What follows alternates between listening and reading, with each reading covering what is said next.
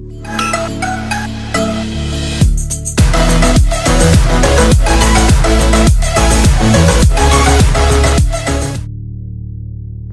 everyone, welcome to my channel. In this video, we are going to see how to create the sign-in form using HTML and CSS.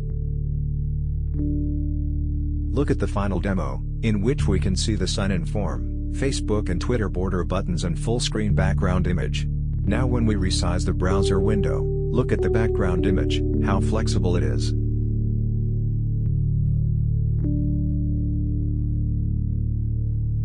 Look at the focus effect in the input fields, when we place cursor pointer into the input field. And background sliding effect to the buttons.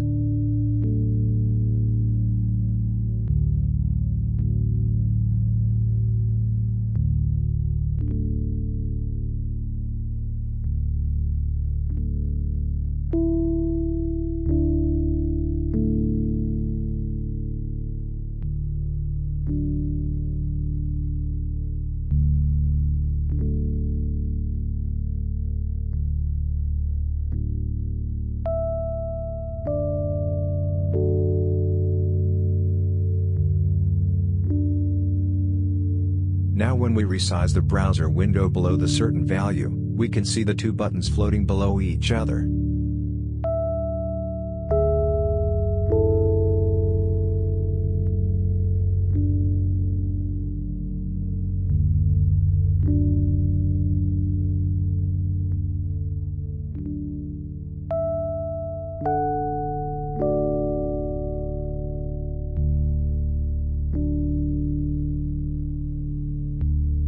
For demo files, you can visit my GitHub account, where you can download the files or you clone them to your desktop.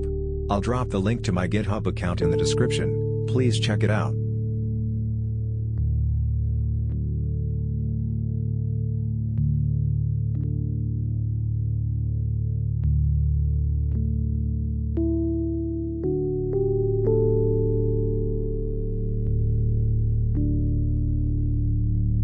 Let's get started with the HTML structure. First, create the wrapper development with a container in it.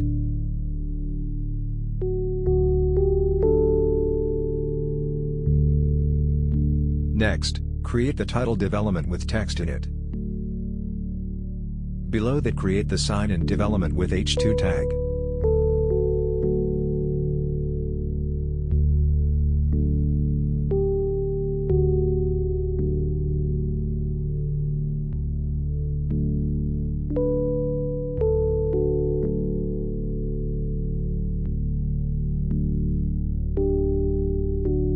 And input fields development with two input fields and set the placeholder value to them.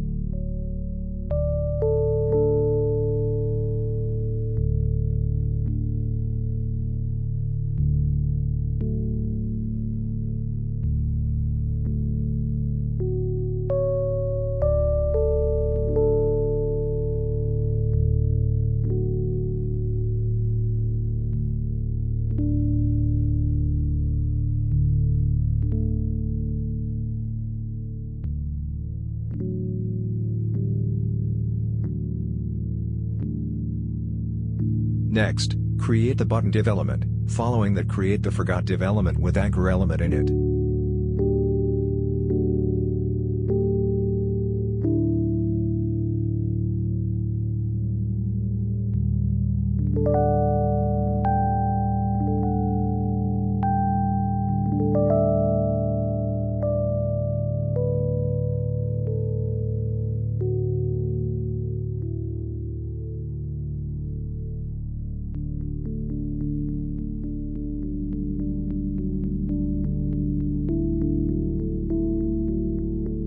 Finally, create the social development with the title, Facebook, and Twitter developments in it.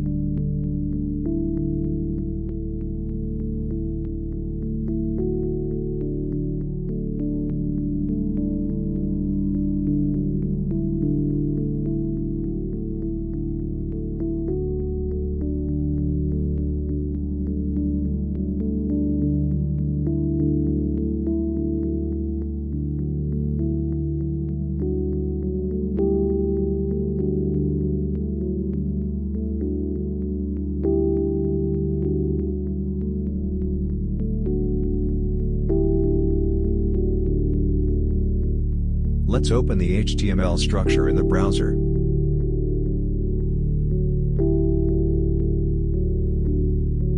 Now let's get started with CSS, by including its link in the head section of the HTML document.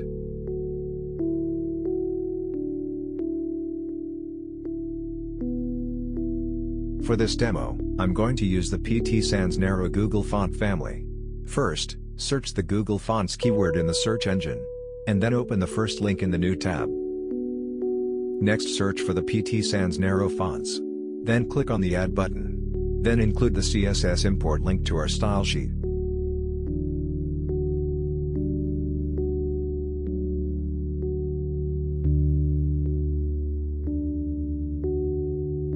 Now start writing the CSS by setting the margin and padding values of all default HTML elements to 0.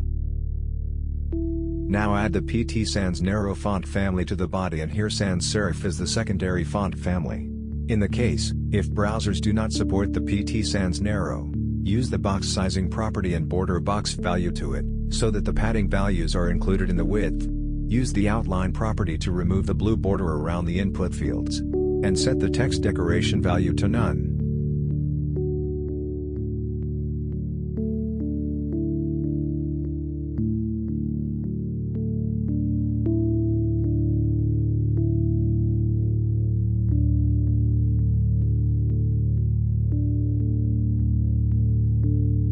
Now set the full screen background image to the body. First, pass the image in the URL method of the background property.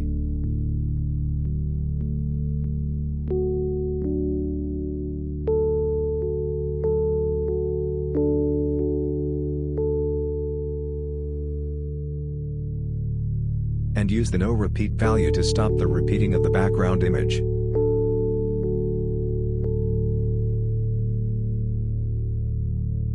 Then use the background position property to place the image in the top center.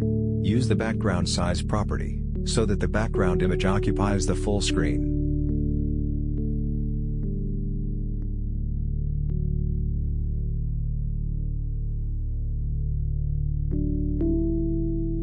Now notice whenever we resize the browser, the background image is not fully occupied, so set the height equal 100 VH, where VH is the viewport height, and VH divides the browser into 100 equal divisions.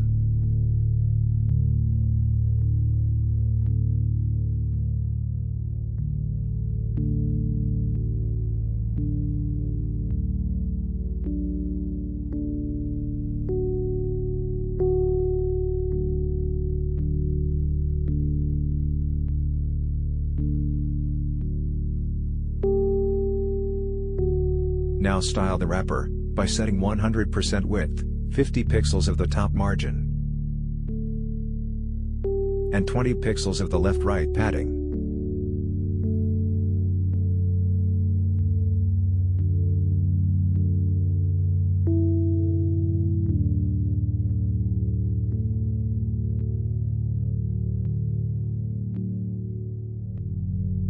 Style the container, by setting the 400 pixels of the max width. Here max width does the magic, by making the container responsive.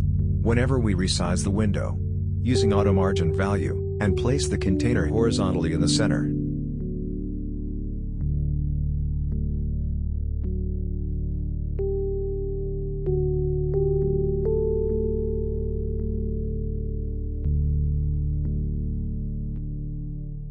Set the 1 pixel of the border, white background color and 30 pixels of the padding.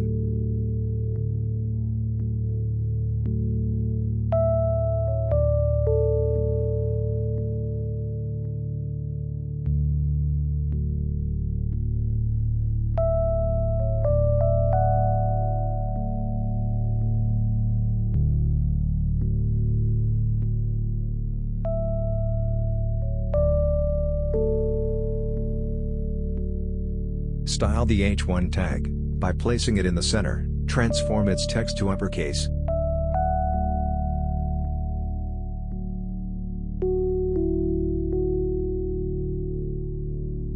Change the color of the text and give the 20 pixels of the margin bottom.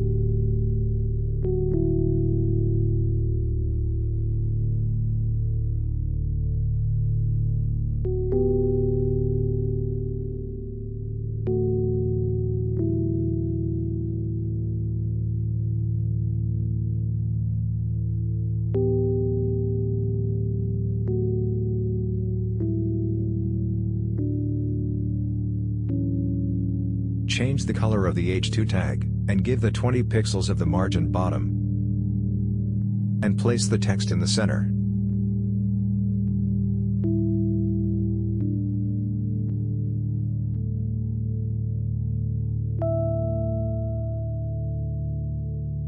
Give a 100% of the width to the input field div element.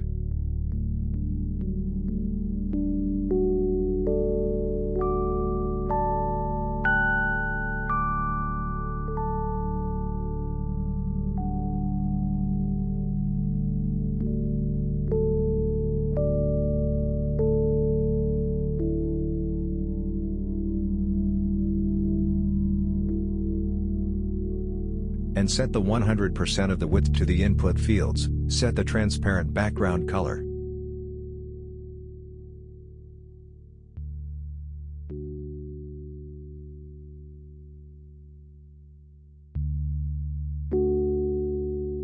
Give the 1 pixel of the border, set the padding and give the 15 pixels of the margin bottom.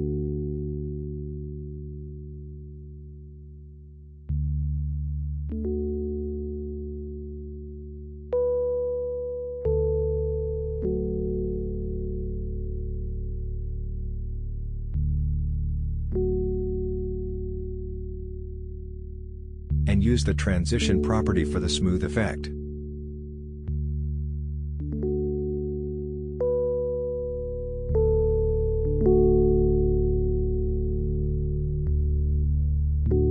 Using focus pseudo element, set the change the border color of the input fields.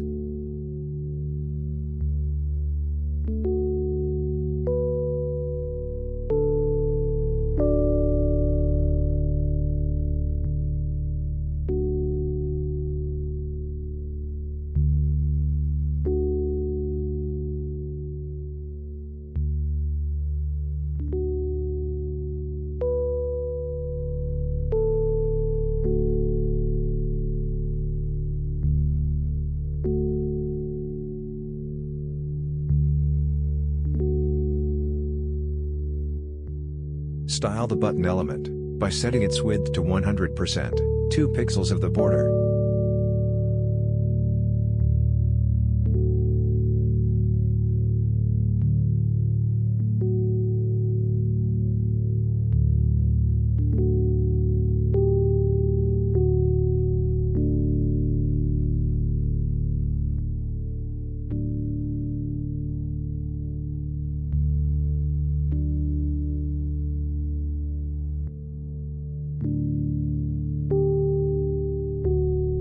Place the text in the center, give the 10 pixels of the padding, set the font size.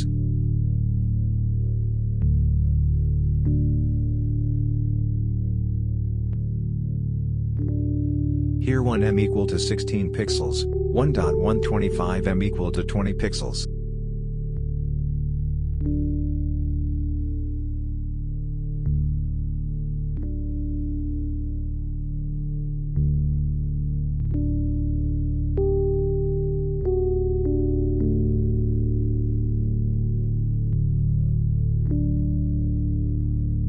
Set the 15 pixels of the margin bottom position value to the relative, so that we can create the sliding background effect by using the before pseudo element.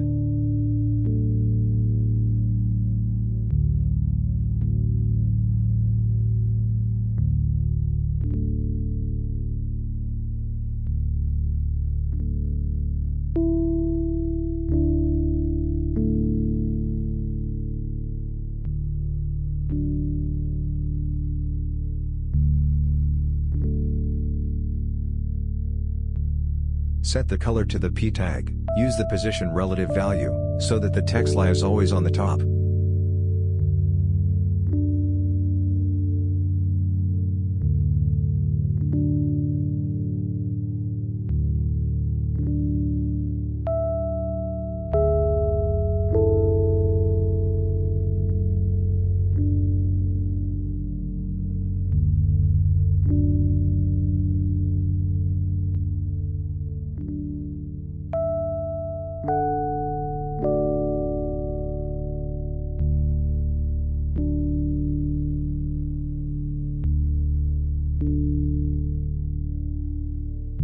Now let's create the sliding background effect by using the before pseudo element.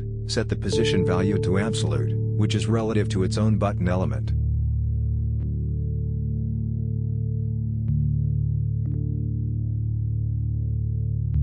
Top and left values to 0. Set the background color in 100% of the width and height, which is relative to its own button element.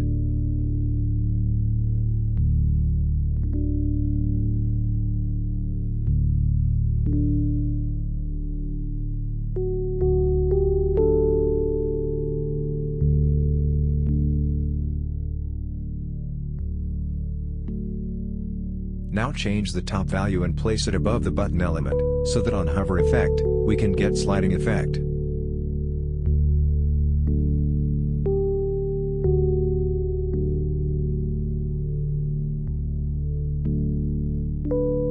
Now on hover, set the top value to 0.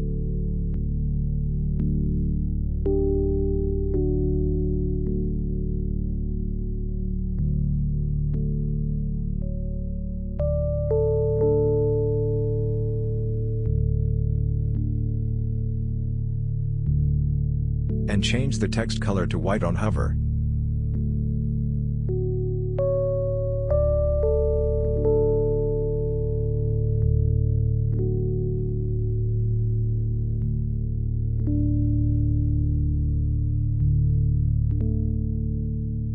Look what happens when we remove the relative position to the P element.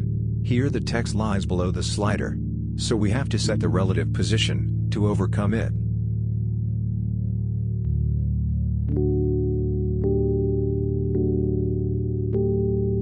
Now use the overflow hidden property to hide the slider.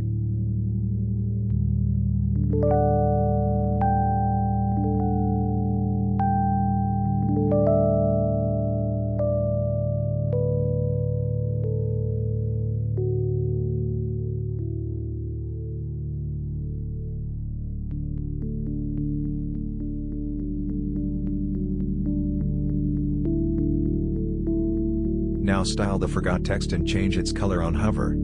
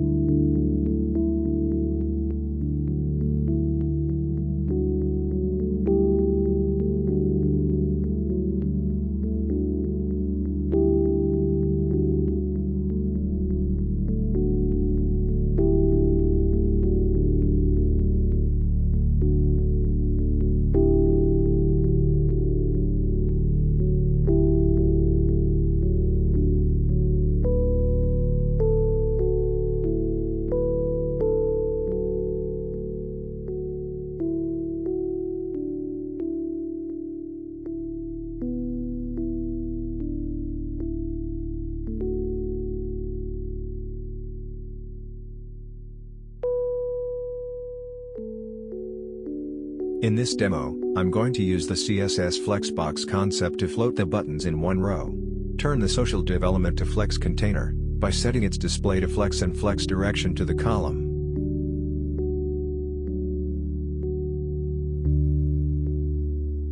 By default the flex direction is the row.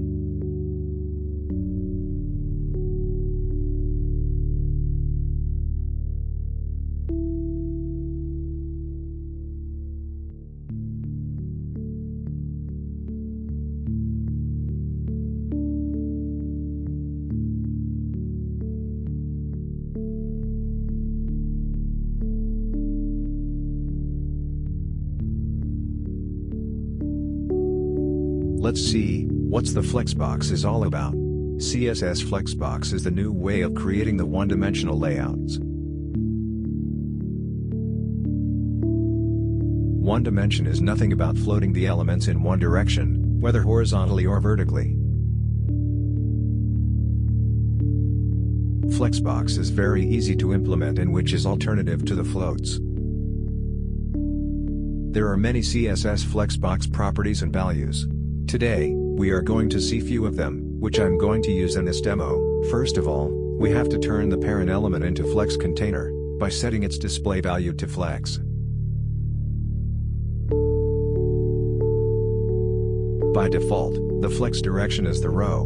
We can change its direction to vertically, by changing its value to the column, which I've used in this demo. In Flexbox, we style the parent element, so that it affects the child elements. Justify content is used to place the content horizontally in the center. And align items is used to place the content vertically in the center. There are many values to the justify content and align items.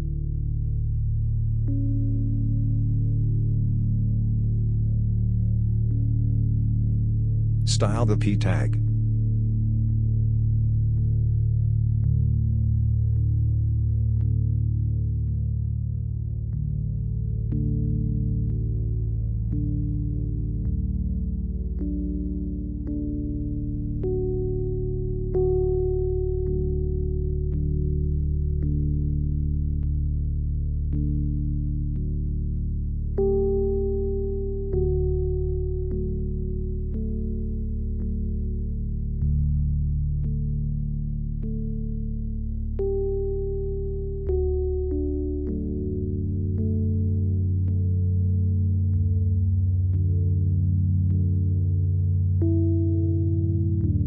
Now turn the social content to Flex container by setting its display value to Flex.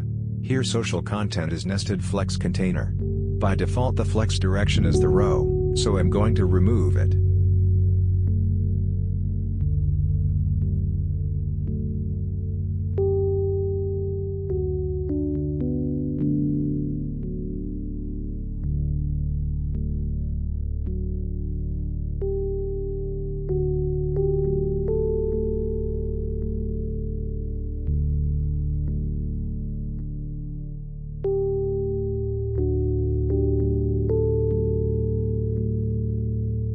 Set 46% width to the items and style them.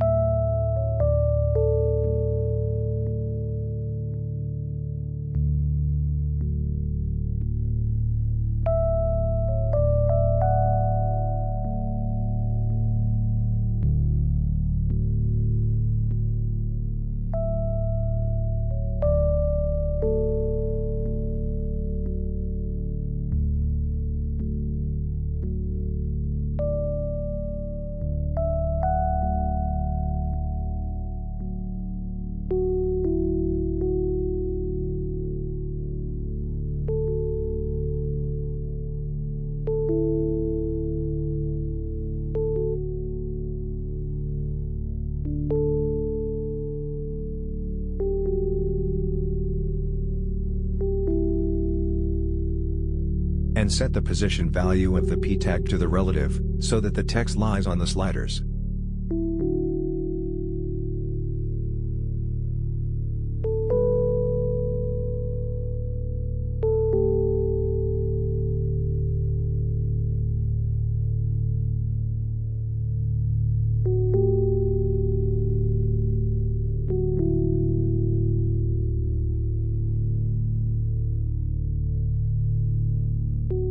And set 8% of the margin right to the first item.